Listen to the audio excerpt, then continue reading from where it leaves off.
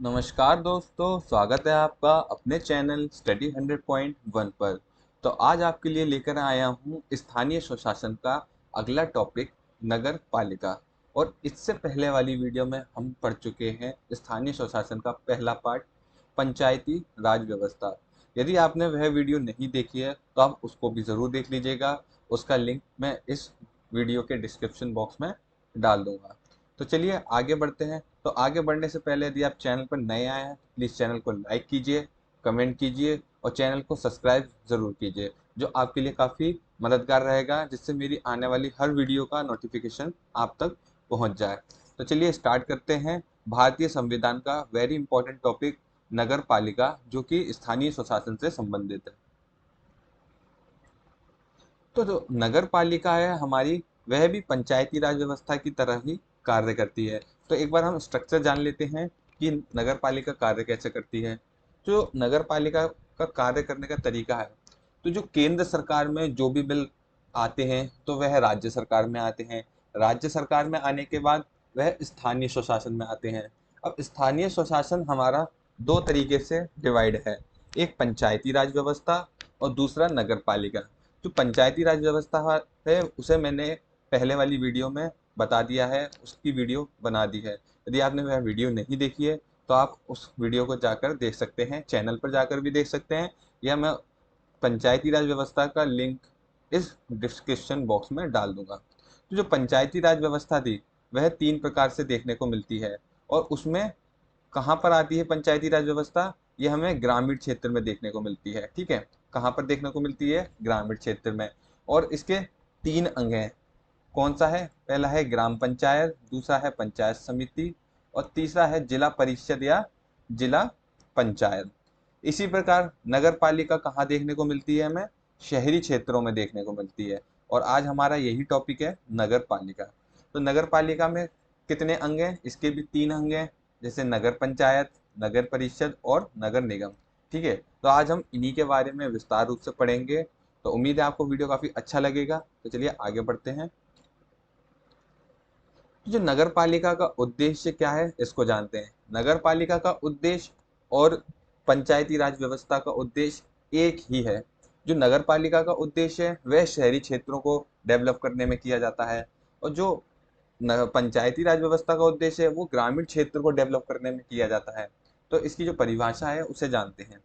तो स्थानीय स्वशासन व्यवस्था का मूल उद्देश्य विकास की प्रक्रिया में जन भागीदारी को सुनिश्चित करना तथा लोकतांत्रिक विकेंद्रीकरण को बढ़ावा देना। अब ये जन भागीदारी और लोकतांत्रिक विकेंद्रीकरण क्या है, इसको जानते हैं। तो जो स्थानीय स्वशासन का उद्देश्य क्या है कि विकास की प्रक्रिया को आगे बढ़ाना। अब विकास कैसे होगा? मान लीजिए सेंट्रल से यानी केंद्र सरकार से कोई भी योजना लागू होती है तो उसको लोगों तक पहुंचाना किसका कार्य है? वह नगर पालिका या नगर पंचायत का कार्य है।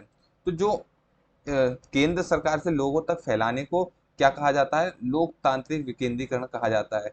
जैसे मान लीजिए ये केंद्र सरकार है, केंद्र सरकार में कोई योजना बनी, ठीक है, यहाँ पर कोई योजना बनी और यहाँ पर कई सारे लाखों करोड़ों लोग हैं, तो उन तक ये पहुंचाना, ठीक है, इसी को कहते हैं लोकतांत्रिक विकेंद्रीकरण। ठीक है, समझ आ गया होगा लोकतांत्रिक विकेंद्रीकरण का क्या मतलब है। तो इसके जो कैसे अंग है, एक तो नेशनल गवर्नमेंट यानी केंद्र सरकार हमारी आ जाती है। फिर केंद्र सरकार से जो भी हमारे बिल पास होते हैं वह कहाँ पर आते हैं? वह आते हैं राज्य सरकार में। तो राज्य सरकार से पास होने के बाद वह कहाँ आते हैं? पंचायती राज व्यवस्था और नगर निगम के पास आते हैं। वहां से इसका विकेंद्रीकरण होता है, लोगों तक पहुंचाना, जन जन तक पहुंचाना।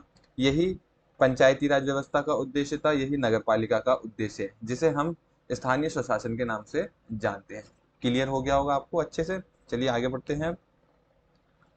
तो नगर पालिका के संस्थापक या स्थानीय स्वशासन के संस्थापक किसे कहा जाता है?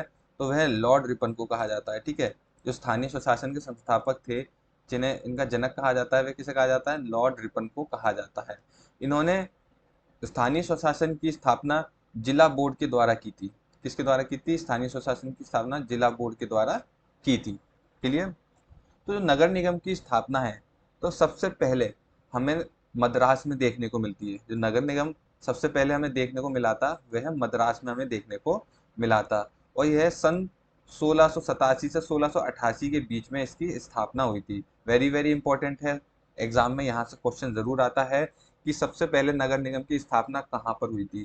तो याद रखिएगा मद्रास में हुई थी। समय क्या था इसका? 29 सितंबर 1688। क्या था समय? 29 सितंबर 1688 में पहली बार नगर निगम या नगर पालिका की हमें स्थापना देखने को मिली थी, वो भी मद्रास में।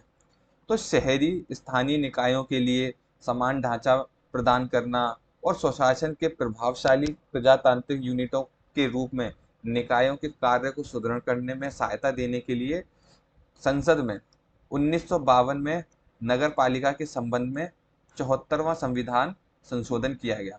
इससे पहले हमने देखा था कि पंचायती राज व्यवस्था के लिए 73वां संविधान संशोधन किया था, यानी ग्रामीण क्षेत्रों के विकास के लिए। तो क्या हुआ था? पंचायती राज व्यवस्था की गई थी और उसके लिए 73वां संविधान संशोधन किया गया था। तो वहां से क्या हुआ था कि ग्रामीण क्षेत्रों के विकास को अग्रसरता मिली थी। तो उसके बाद शहरी क्षेत्रों को डेवलप करने के लिए 74वां संविधान संशोधन किया गया 1992 में। उसके बाद शहरी क्षेत्रों का विकास के लिए नगर पालिका की स्थापना की गई। तो अब जानते हैं 74वां संविधान संशोधन क्या था। तो जो 74वां संविधान संशोधन था तो वो है दिसंबर 1952 में लोकसभा में प्रस्तुत हुआ था। कब हुआ था? दिसंबर में 1952 में लोकसभा में प्रस्तुत हुआ। उसके बाद दिसंबर 1952 में ही राज्यसभा में प्रस्तुत हुआ था। फिर यह 20 अप्रैल 1993 में राष्ट्रपति के हस्ताक्षर इस पर हुए थे और यह 1 जून 1993 को पूरे देश में लागू हुआ था। तो किसके तहत लागू हुआ था? 74वां संविधान संशोधन के तहत यह लागू हुआ था और पूरे देश में नगर पालिका की व्यवस्था लागू हुई थी। तो इस संविधान संशोधन में संविधान के भाग 9A में इसे जोड़ा गया था। वेरी वेरी इंपॉर्टेंट, किस भाग में से जोड़ा गया था? भाग 9A में से जोड़ा गया था और इसमें अनुच्छेद 243 से 243ZG तक इसे जोड़ा गया था। ठीक है, जो अनुच्छेद 243 थे वह किस में थे? भाग 9 में थे। और जो 74वां संविधान संशोधन हुआ तो उसे क्या नाम दिया गया? भाग 9A इसको नाम दिया गया और अनुच्छेद 343P से अनुच्छेद 343ZG तक इसमें जोड़ा गया। और नगर पालिका में 18 विषयों को शामिल किया गया था, जिसमें सड़क योजना, हॉस्पिटल योजना, इस प्रकार की काफ़ी सारी योजनाएं इसमें शामिल की गई थी, जिसे 18 विषय कहा जाता है। अगला है इसके मुख्य बिंदु। तो मुख्य बिंदु में क्या है? जो भी नगर पालिका के सदस्य होंगे उनमें SC ST के जो लोग हैं उन्हें जनसंख्या के अनुपात पर आरक्षण दिया जाएगा, यानी इनका सदस्य बनने के लिए उन्हें जनसंख्या के अनुपात पर आरक्षण मिलेगा। और इसमें महिलाओं के लिए 1/3 के स्थान पर आरक्षण इनका किया गया है, इनकी सीट रिजर्व की गई है। जो भी महिलाएं होंगी उन्हें 1/3 पर स्थान दिया जाएगा। क्लियर?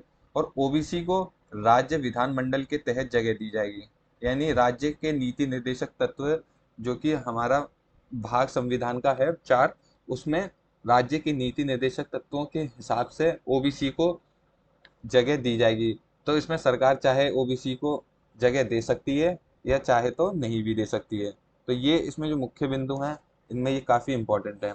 अब बात करते हैं 74वें संविधान संशोधन से प्राप्त अनुच्छेद कौन कौन से हैं।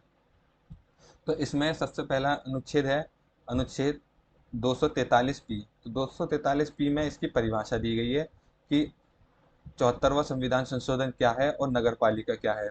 ठीक है, फिर है इसके बाद अनुच्छेद 243Q।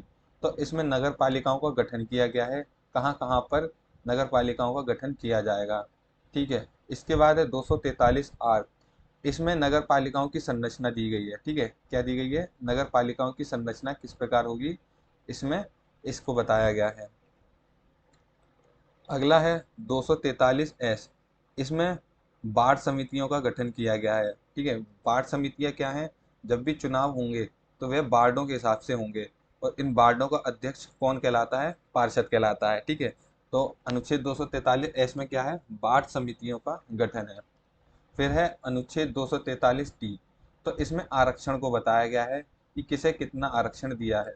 तो SC ST है, उन्हें जनसंख्या के अनुपात पर आरक्षण दिया है और महिलाओं के लिए 1/3 पर स्थान दिया गया है और ओबीसी के लिए राज्य विधानमंडल के राज्य के नीति निर्देशक तत्व के तहत इन्हें प्रावधान दिए गए हैं। इसमें सरकार चाहे तो उन्हें ओबीसी को आरक्षण दे सकती है या नहीं दे सकती है। फिर है अगला 243 यू। तो इसमें कार्यकाल बताया गया है, नगर पालिका का कार्यकाल कितना है, तो यह 5 वर्ष है। और इसमें यह भी बताया गया है कि अगर नगर पालिका विघटित होती है तो उसमें 6 माह के भीतर चुनाव होगा। जैसा कि पंचायती राज व्यवस्था में बताया है कि अगर पंचायती राज व्यवस्था विघटित होती है तो उसमें भी 6 माह के बाद या 6 माह के भीतर ही उसमें चुनाव किया जाएगा। फिर है अनुच्छेद 243 वी। इसमें आयु का निर्धारण किया गया है कि नगर पालिका का सदस्य कौन बन सकता है, उसकी आयु कितनी होनी चाहिए। तो इसमें आयु 21 वर्ष रखी गई है। उसके बाद है अनुच्छेद 243 डब्ल्यू। तो इसमें नगर पालिकाओं में जो भी शक्तियां हैं, अधिकार हैं और उत्तरदायित्व हैं उनको बताया गया है। और इसमें उनके 18 विषयों को भी रखा गया है जो नगर पालिका को दिए गए हैं। फिर है अनुच्छेद 243 एक्स। इसमें जो नगर पालिका कार्य करेगी, जो भी सड़कें बनवाएगी, जो भी योजनाएं लागू करेगी, उसमें क्या टैक्स का प्रावधान रखना है, कितना टैक्स दिया जाएगा, उसमें बताया गया है अनुच्छेद 243 एक्स में। फिर है 74वां संविधान संशोधन में अनुच्छेद 243 वाई। ठीक है, तो अनुच्छेद 243 वाई में क्या है कि वित्त आयोग का गठन, यानी नगर पालिकाओं को किस कार्य में कितना पैसा लगेगा, तो उसमें वित्त आयोग का गठन किया गया है, वह अनुच्छेद 243 वाई है। तो यह किसकी देखरेख में किया जाएगा, राज्यपाल की देखरेख में किया जाएगा। फिर है 243 जेड। तो इसमें नगर पालिकाओं की लेखा जोखा को देखा जाएगा, किसकी, जो भी लेखा से कार्य संबंधित है उसको देखा जाएगा। फिर है अनुच्छेद 243 जेड ए। तो इसमें निर्वाचन है, यानी जो इसकी चुनाव प्रक्रिया है उसका बताया गया है। तो इसमें जो चुनाव है वह केंद्र स्तर पर नहीं, राज्य स्तर पर है। इसके जो गठन किया जा गया है वह राज्य निर्वाचन आयोग के तहत किया गया है, जैसा कि पंचायती राज व्यवस्था में है। अगला है 243 जेड बी। इसमें संघ राज्य क्षेत्रों में लागू होना, यानी 74वां संविधान संशोधन के तहत नगर पालिका किन क्षेत्रों में लागू होगी। जैसे संघ राज्य क्षेत्र हैं, जैसे दिल्ली है, यानी जो भी यूटी हैं उनमें लागू हो सकती है। और 243 जेड सी में ये बताया गया है कि कुछ क्षेत्रों में लागू नहीं होगा, जैसे जनजातीय क्षेत्र हैं तो वहाँ नगर पालिका लागू नहीं हो सकती है, तो वहाँ पर पंचायती राज व्यवस्था ही लागू की जाएगी। फिर है अनुच्छेद 243 जेड डी। तो इसमें जिला योजना की समिति हैं, उनकी देखरेख की जाएगी, जो भी जिला योजना के तहत कार्य किए जाएंगे और उनके तहत जो भी समितियां बनेंगी वो 243 जेड डी में देखी जाएगी। फिर है अनुच्छेद 243 जेड ई। इसमें महानगर योजना के लिए समितियां देखी जाएंगी। तो इसमें महानगर में जो भी पंचायती व्यवस्था है उसको भी इसमें शामिल किया जाएगा। जब महानगर की बात होगी तब यहाँ पर पंचायती राज व्यवस्था को भी आमंत्रित किया जाएगा, यहाँ पर दोनों की बैठक होगी। अब है नगर पालिकाओं की संरचना। ये हमारा लास्ट टॉपिक है इसमें कि नगर पालिका की संरचना कैसे है और कार्य कैसे करेंगे ये। तो जो नगर पालिका है वह 3 भागों में डिवाइडेड है, जैसा कि पहले ही बताया था। तो पहला है इसमें नगर पंचायत, ठीक है, दूसरा है नगर परिषद और तीसरा है नगर निगम। ठीक है, जो नगर पंचायत है वह परिवर्तित क्षेत्रों में देखने को मिलेगी, यानी जो गांव से शहर की ओर डेवलप हो रहे हैं नगर पंचायत वहां पर कार्य करेगी। तो इसका जो अध्यक्ष होगा वह क्या कहलाएगा, वह मेयर कहलाएगा, चेयरमैन कहलाएगा। ठीक है, फिर है नगर परिषद। नगर परिषद वह है जो छोटे नगर होंगे, यानी जो छोटी छोटी सिटियां होंगी वहां पर नगर परिषद देखने को मिलेगी और इसके अध्यक्ष को अध्यक्षी कहा जाएगा। फिर आता है नगर निगम। नगर निगम वह है जो महानगर क्षेत्र हैं या बड़ी सिटी हैं, तो वहां पर नगर निगम देखने को मिलेगा, जिसे बड़े नगरीय क्षेत्र कहेंगे। जो इसका अध्यक्ष होगा उसे मेयर या महापौर के नाम से जाना जाएगा। ठीक है, तो यहाँ पर जो भी कार्य होंगे वह लास्ट में कहाँ पर आकर देखने को मिलेंगे, वह नगर निगम में आकर देखने को मिलेंगे। नगर पंचायत से जो भी कार्य होगा वह नगर परिषद तक आएगा, नगर परिषद से जो भी कार्य होगा वह नगर निगम पर आकर समाप्त होगा। क्लियर। तो नगर पालिकाओं का चुनाव जनता द्वारा प्रत्यक्ष रूप से किया जाता है, परंतु कई राज्यों में इसका चुनाव प्रत्यक्ष रूप से और अप्रत्यक्ष रूप से दोनों से किया जाता है। यानी कहने का मतलब ये है जो नगर पालिकाओं का चुनाव है वह इलेक्शन के द्वारा किया जाएगा, और कई क्षेत्रों में ऐसा होता है कि अप्रत्यक्ष रूप से भी होता है, यानी जो भी इनकी वार्ड के सदस्य होते हैं जिन्हें हम पार्षद कहते हैं, उनके द्वारा मेयर का चुनाव कर लिया जाता है। तो ये थी नगर पालिका की संरचना।